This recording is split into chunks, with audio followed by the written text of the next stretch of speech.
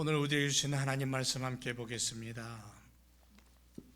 데살로니가전서 5장 8절에서 11절까지 보겠습니다.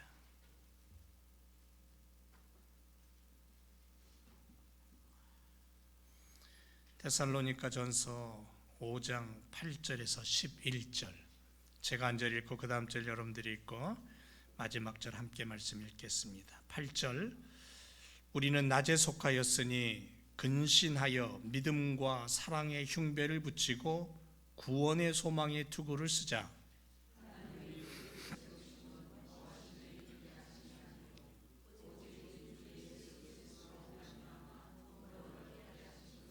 예수께서 우리를 위하여 죽으사 우리로 하여금 깨든지 자든지 자기와 함께 살게 하려 하셨느니라. 그러므로 피차 권면하고 피차 덕을 세우기를 너희가 하는 것 같이 하라. 아멘. 할렐루야. 주님의 이름으로 여러분들을 환영하고 사랑합니다. 잘 지내셨습니까? 우리 옆에 계신 분들하고 얼굴 한번 보고 잘 지내셨죠? 예, 반갑습니다.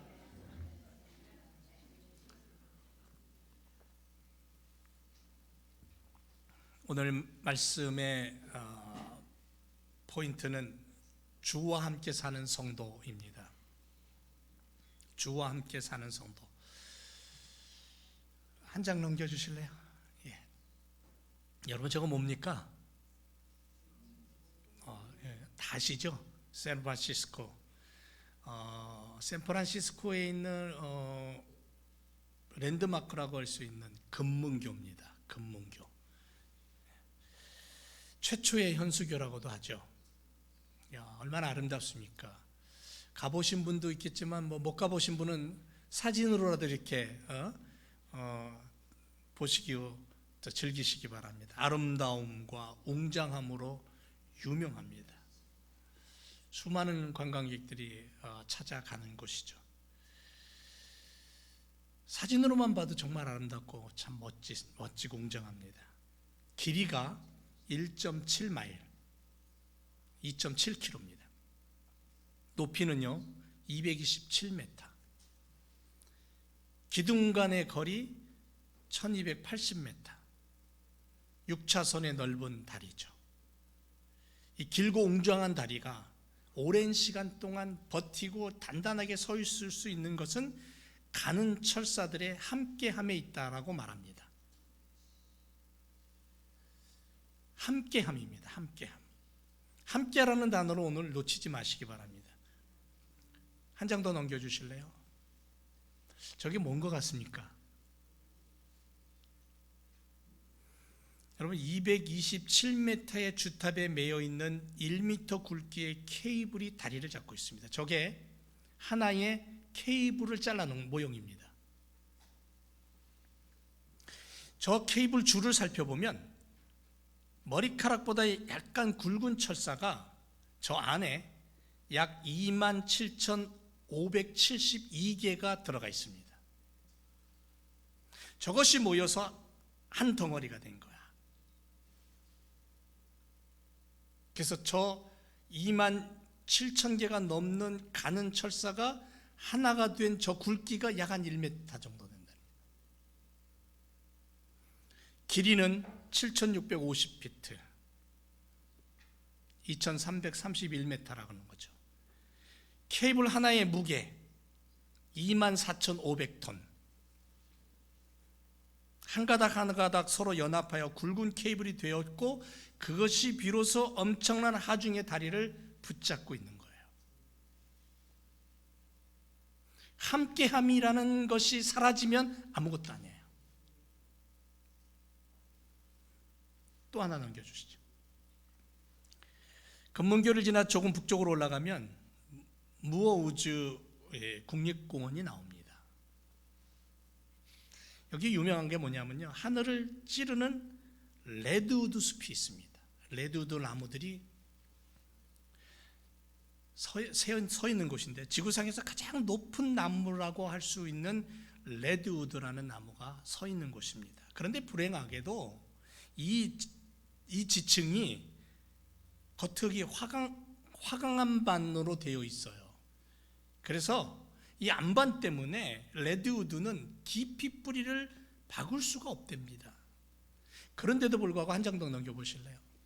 저렇게 하늘이 무서우냐 할 정도로 그냥 곧게 뻗어 있는 저 숲을 자랑하고 있는데요.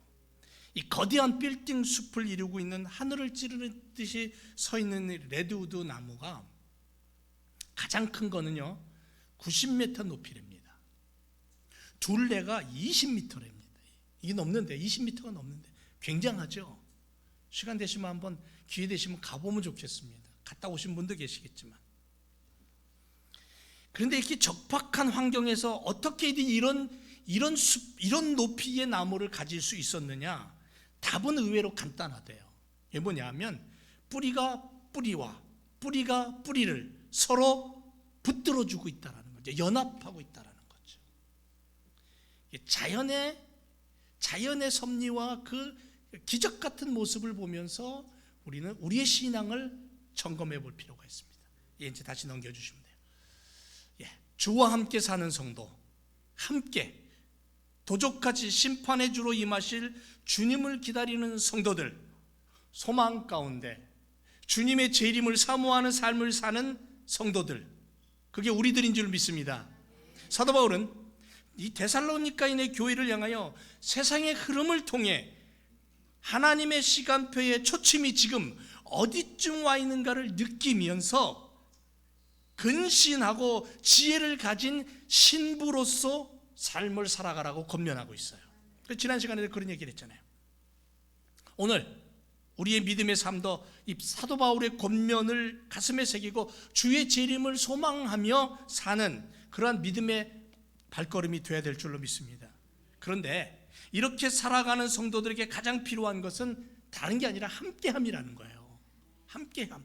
작은 것들, 작은 막대기 하나 부러뜨리긴 쉽지만 그것이 한 뭉텅이가 되면 쉽게 부러지지가 않는 것처럼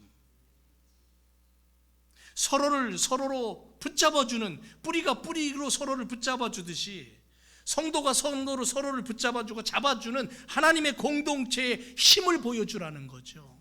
나 하나는 연약하여 부러지기 쉽고 넘어지기 쉽지만 우리라는 공동체가 함께하면 그것은 강력한 능력과 권능이 나타난다는 거죠. 전도서 4장 12절에 한 사람이면 패하거니와 망한다는 거예요. 패배한다는 거예요. 두 사람이면 능히 당하나니 이겨낸다는 거죠. 그래서 삼겹줄은 쉽게 끊어지지 아니한다 이렇게 말씀합니다. 삼겹줄 쉽게 끊어지지 않아요. 오늘 점심에도 삼겹살을 어떻게 먹을 것 같은데 이 끊어지지가 않는 거예요. 잘. 로마서 8장 39절 말씀해 보니까는요, 높음이나 깊음이나 다른 아무 피조물이라도 우리를 우리 주 예수 그리스도 안에 있는 하나님의 사랑에서 끊을 수 없다 그렇게 말씀하는 거예요. 성삼위일체 하나님, 그분과 우리와 함께 할 때에, 우리와 교회와 성도들과 함께 할 때에 쉽게 끊어지지 않는 거예요. 쉽게 망하지 않는다는 거죠. 바울 사도는 계속해서 주의 다가오심, 다시 오심을 기다리는 성도의 삶의 모습이 어떠해야 된다는 것을 5장에서 계속해서 강조합니다. 왜 우리가 주와 함께 살아야 합니까? 왜 주와 함께 살아야 되느냐? 9절에서 이렇게 밝히고 있어요.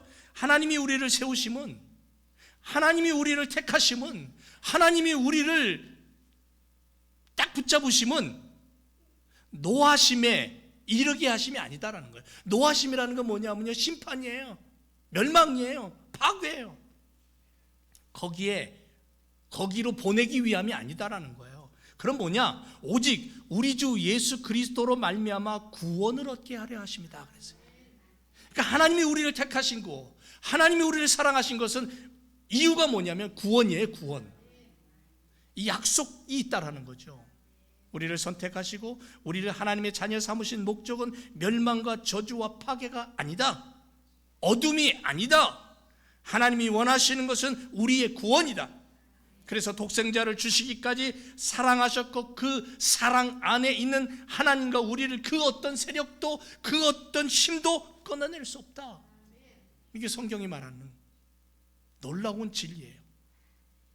그래서 왜 우리가 주와 함께 살아야 되느냐? 우리는 구원 얻기 위해서다라는 거죠. 그러니까 주와 함께 산다는 것은 구원의 백성이 된다는 거예요. 하나님의 자녀 된다는 거죠. 그렇다면 주와 함께 산다는 것은 어떤 의미를 갖고 있느냐? 그건 생명이에요.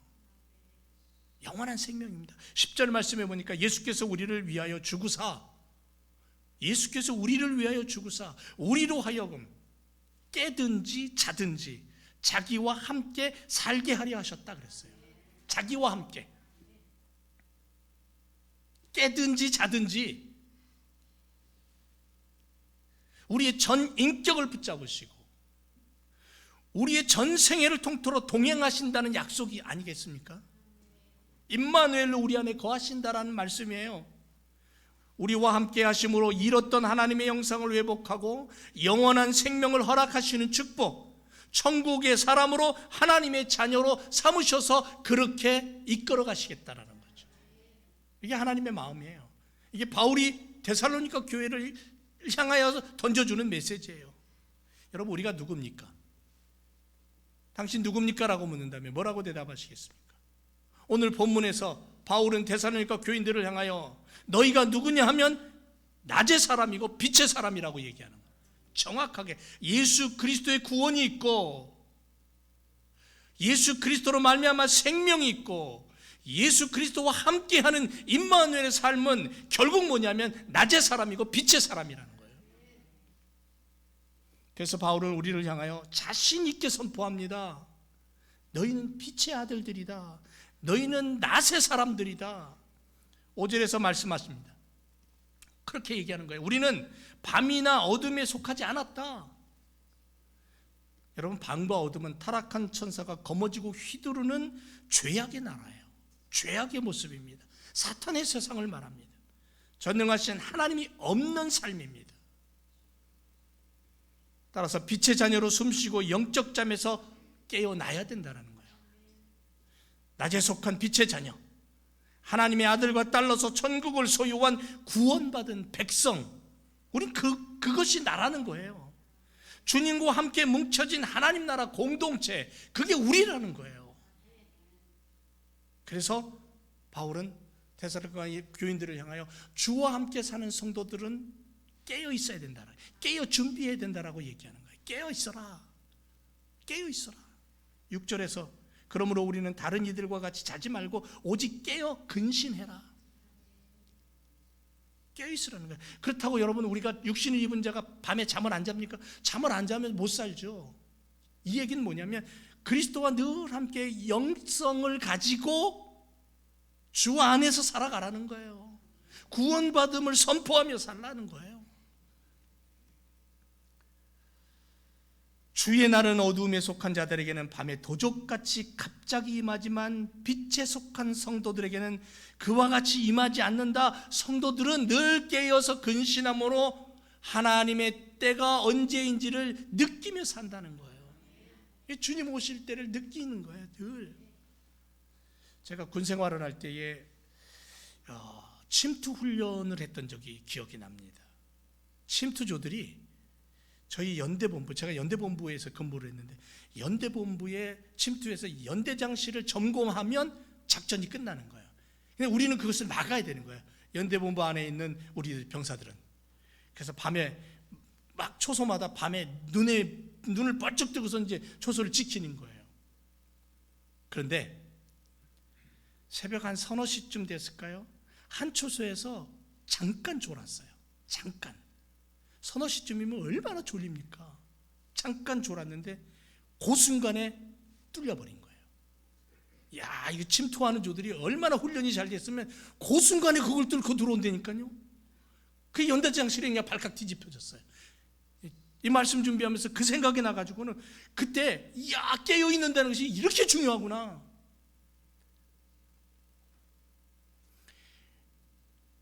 어둠의 세력은요, 우리가 잠깐 조는 거 얼마나 기가 막히게 그걸 개최하는지 몰라요. 그래서 깨어있다라는 것은 잠잔다의 반대말 아닙니까? 경각심을 가지고 눈에 불을 켜고 깨어있어야 된다는 거예요. 신앙의 경각심을 가지라는 거예요. 깨어있는 믿음의 삶을 살라는 거예요. 오늘 본문 말씀에 여기 보니까 근신하다 그랬어요. 6절에 근신하라 그랬습니다. 이 근신하다라는 단어를 해석을 해보니까 이런 의미예요. 술 취하지 않은 완전히 맑은 정신 상태를 말하는 거예요. 여러분, 술 취하면 어떻습니까? 저는 뭐 술을 안 먹어봐서 모르겠는데 술 취한 분들 가만히 보니까 정신이 오락가락 하더라고요. 세상이 다 내 거예요. 즐거워요. 기쁩니다.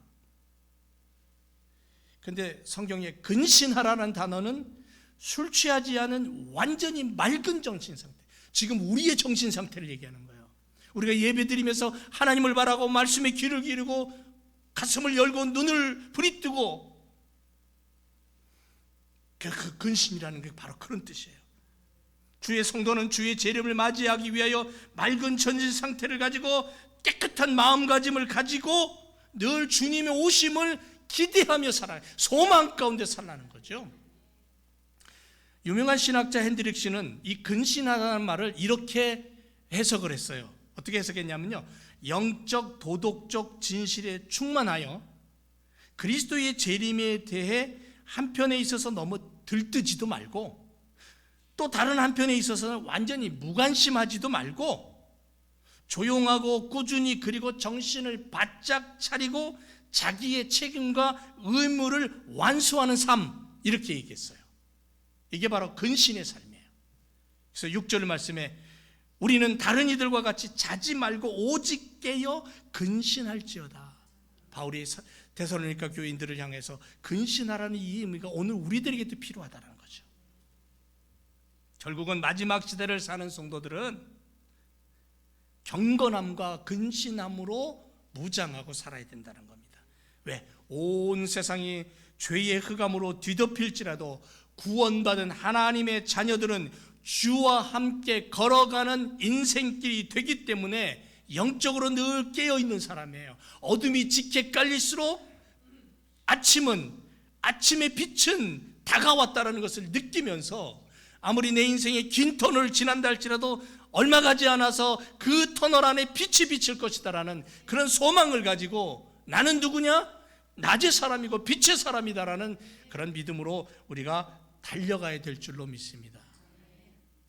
예수님이 비유로 말씀하신 것처럼 슬기로운 다섯 처녀처럼 등과 함께 기름을 준비해서 신랑 오실 때를 기다리며 깨어있는 그러한 믿음의 삶을 우리가 살아야 될 줄로 믿습니다. 바로 이런 삶이 주와 함께하는 삶이에요. 한 손에는 주님의 재림을 대비하는 경건함과 소망을 들고 다른 한 손에는 주님의 재림에 대비한 적절한 근신함을 들고 주와 함께 숨쉬는 성도, 그렇게 되시기를 축원을 드립니다. 사랑하는 제일교회 성도 여러분, 주의 재림은 반드시 도래합니다. 그날에는 주의 영광에 참여할 자와 저주 아래 놓이게 될 자가 확연하게 구분됩니다. 알곡과 쭉정이를 나눠 놓듯이 말이에요. 주님께서는 원하시는 것이 단 한 영혼도 어두움에 빠지기를 원치 아니하시는 거죠. 그래서 예수님이 얼마나 한 영혼을 소중하게 보셨으면 천하보다 귀하다고 얘기하실 정도로, 그래서 십자가 지신 거예요. 내 영혼이 구원받는 것이 주님한테는 얼마나 소중하면 당신의 목숨까지 버리고 피를 쏟아서 나를 구원하셨고요, 그것도 부족해서 무덤문 열고 부활하셨고요, 그것도 부족해서 하늘로 올라가신 대로 내가 너를 다시 데리러 오겠다라고, 영원한 내 아버지의 나라 내가 처소를 준비하고 다시 오겠다라고까지 약속하셨잖아요. 그만큼 나를 아끼고 사랑하시는 거예요. 내 영혼이 소중하신 거예요. 따라서 우리는 회개에 합당한 열매를 맺으며 주님의 영광에 참여하는 자로 신랑 되신 주님을 늘 기다리는 그러한 믿음의 삶을 살아야 될 줄로 믿습니다. 그렇다면 예수님을 가진 우리들이에요. 구원함을 얻은 천국 백성들입니다. 부활의 주님과 함께 동고동락하며 주님과 함께 걷는 그러한 인생길을 걸어가는 교회 공동체입니다. 그렇다면 과연 어떻게 살아야 될까? 어떻게 살아야 될까? 사도 바울은 이제 교회를 개척해서 교회를 시작해서 얼마 되지 않은 데살로니가인의 교회를 향하여서 빛의 자녀들이 마지막 때를 사는 방법이 뭐냐? 첫째는 믿음과 사랑의 흉배로 무장하고 살아라, 그렇게 얘기합니다. 믿음과 사랑은 성도가 무장해야 될 강력한 갑옷이라는 거죠. 그래서 8절에서 이렇게 얘기합니다. 믿음과 사랑의 흉배를 붙이고, 믿음과 사랑의 흉배를 붙여라. 여러분, 흉배가 뭐예요? 이 목에서부터 허리까지 병사가 걸치는, 몸에 감싸는, 적으로부터 치명적인 공격으로부터 자기의 가슴과 심장과 몸을 보호하는 장비예요. 오늘날 이 군인들이나 경찰들이 작전 나갈 때에 입는 방탄조끼, 그렇게 생각하시면 돼요. 가죽이나 노쇠나 철로 만든 흉배, 전투에 임하는 병사에게 있어서 생명을 보호하는 필수품. 하나님의 마지막 때와 주님의 재림의 시기를 분별하며 재림의 주님을 기다리는 신분의 성도들의 삶에 믿음과 사랑으로 만들어진 흉배의 방탄조끼를 입고 무장하라는 거예요. 그리고 세상을 살라는 거예요. 믿음의 걸음을 옮기라는 거예요. 온갖 더러운 죄와 불의가, 세상의 어두움이 성경의 사람들을 향하여 화살을 쏴요. 오늘날 같으면 화살 쏘겠어요? 총알 쏘지. 근데 그걸 막아낼 영적인 방패가 우리에게 필요하잖아요. 영적으로 보이지 않는 어둠의 세력이 우리를 향하여 화살을 쏴대고 창을 던지고 심지어는 총알을 쏴댄다 할지라도 그걸 우리가 맞았을 때 우리 치명적인 영적인 상처를 입고 때로는 영적으로 그냥 소생 못할 수도 있잖아요. 그런데 바울은 우리들에게 영적인 방패를 가지고 무장하라는 거예요. 그게 뭐냐면 믿음과 사랑이라는 거죠. 악한 세상에서 사탄의 세력과 영적 전쟁을 수행하여 신앙을 수호할 성도가 자신의 안전을 위해서 무장해야 될 강력한 갑옷을 입으라는 거예요. 강력한 방탄조끼 한번 입어보자는 거예요. 그거 입어야지, 그거 걸쳐야지 나라와도 우리를 보호할 수 있다는 거죠. 믿음과 사랑의 특징이 뭐죠? 여러분, 믿음이라는 게 뭡니까? 믿음은 한마디로 맡기는 거예요. 맡기는 거.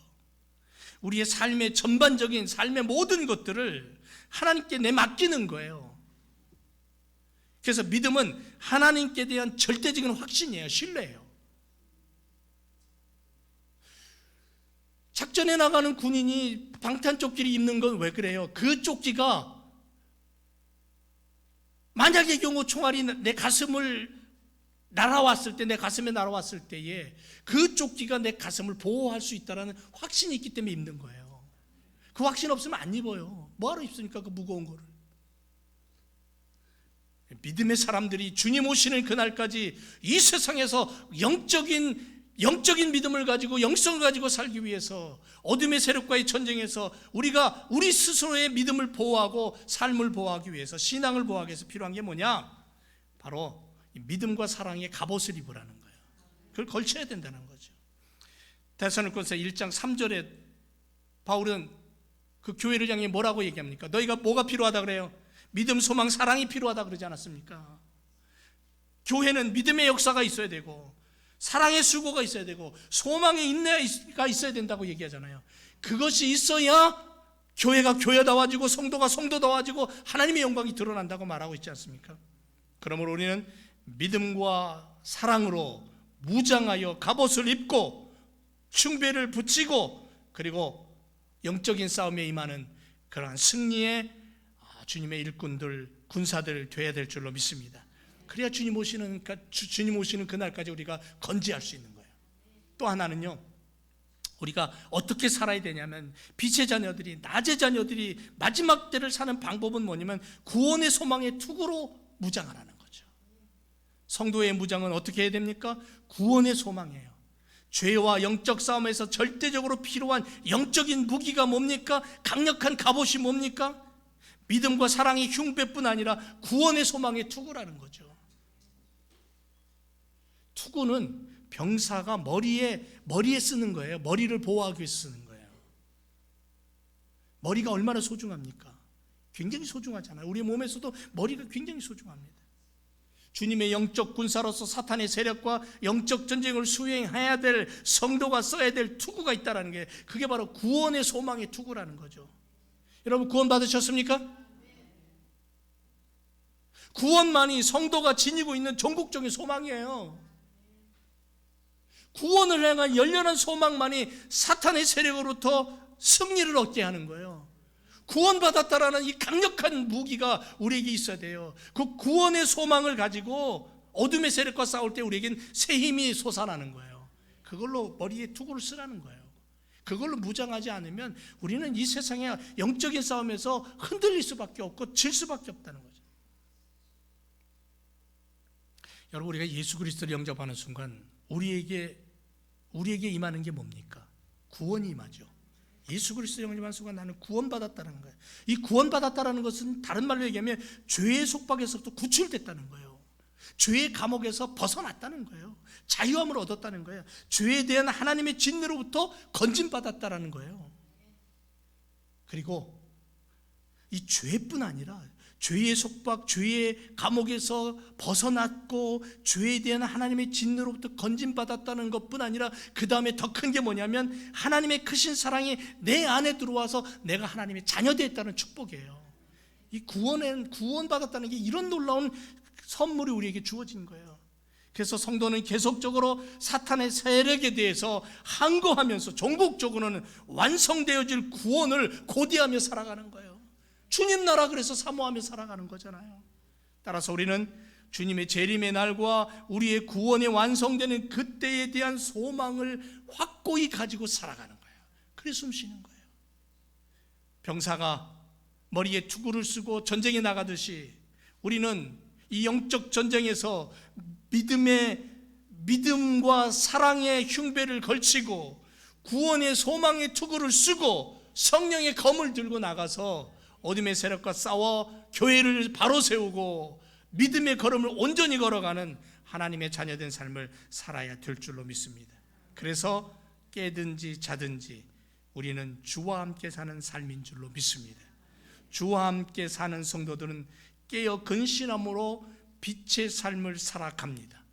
믿음과 사랑의 흉배를 가지고 구원의 소망의 투구를 쓰고 그렇게 영적으로 무장하여 승리를 노래하는 인생이 될 줄로 믿습니다. 왜? 이 험한 세상, 어둠의 세력이 우리를 향해 늘 도전하는 이 세상에서 우리가 이길 수 있는 방법은 구원받은 백성으로서의 강력한 무기를 드는 것밖에 없다라는 거죠. 주님이 우리와 그래서 함께 하시는 거예요. 그래서 당신이 십자가에 죽으시고 부활하시고 우리를 다시 데리러 오며 약속하신 그 약속과 함께 우리와 늘 동고동락하시겠다는 거예요. 주님 나라 가는 그날까지 우리는 늘 싸워야 되니까.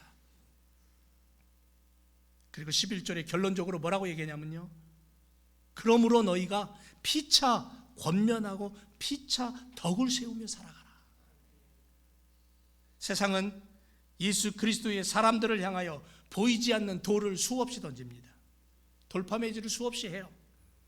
때론 무서운 핍박을 가할 때도 있습니다. 로마 시대 보세요. 얼마나 많은 핍박이 가해졌는지 몰라요. 악은 늘 서로를 향하여, 선이라는 하나님을 향하여 공격합니다. 예수님 마태복음 24장 9절에 말합니다. 그때에 너희를 죽이리니 너희가 내 이름을 위하여 모든 민족에게 미움을 받을 것이다 그랬어요. 마지막 시대가 되면 예수 그리스도의 이름을 가진 자들을 미워하고 이유 없이 돌을 던지고 이유 없이 미워하고 밀어내고, 주님의 재림 때가 다가올수록 교회와 성도들은 온갖 환난과 핍박을 받게 된다고 성경은 우리에게 경고하고 있어요. 그래서 깨어 있어야 된다는 거예요. 그래서 근신해야 된다는 거예요. 그래서 믿음과 사랑의 흉배로 무장하고 구원의 소망의 투구를 가지고 성령의 검을 들고 전신갑주로 입어 무장하고 살아가야 된다는 거예요. 이게 믿음의 걸음에 필요한 필수품이라는 거죠. 그리고 주와 함께 걸어가는 거예요. 주와 함께. 그런 삶을 살아가는 성도들이 이러한 때에 필요한 게 뭐냐면 서로 위로하고 격려하고 권면하라는 거죠. 여러분, 성도들끼리 서로 위로하고 서로 사랑하고 서로 도와주고 서로 함께하지 않으면 어떻게 되겠습니까? 그리스도의 이름으로 우리는 한 형제자매 되었잖아요. 교회 공동체에 속한 성도들은 한 가족이잖아요. 믿음의 가족이고 믿음의 공동체예요. 하나님 나라 백성들이에요. 그런데 이 하나님 나라 백성들이 미워하고 시기하고 질투하고 서로 지지고 볶고 싸우고 내 것 주장한다면 세상과 뭐가 다릅니까? 성경은 그래서 늘 얘기합니다. 피차 권면해라. 피차 너희들끼리 덕을 세워라. 위로하고 아껴주고 서로 받쳐주고 끌어주고 땡겨주고 함께 울어줄 수 있는, 함께 가슴을 열고 길을 걸어갈 수 있는, 인생길을 걸어갈 수 있는 그러한 삶을 살아가라. 교회가 그래서 하나 되지 않으면 하나님 나라를 어떻게 세워갈 수 있느냐라는 거죠. 권면하다라는 뜻은요, 괴로움이나 슬픔을 잊어버리도록 마음을 편안하게 한다라는 거죠. 위로한다라는 거예요. 위로한다. 어려움을 잘 이겨내도록 힘을 북돋아주는, 격려한다라는 거예요. 어떠한 일을 하도록 권하거나 훈계를 하는 거예요. 권고한다라는 거죠. 이렇게 성도들끼리 서로 권면하고 서로 위로하고 서로 격려해주고 힘이 되어주고 함께 할 수 있는 그 안에 누가 계셔요? 주님이 계시잖아요. 그래서 우리는 주와 함께 사는 성도예요. 주와 함께 사는 거예요. 그리고 피차 덕을 세우래요. 여러분, 덕을 세우라는 게 뭐예요?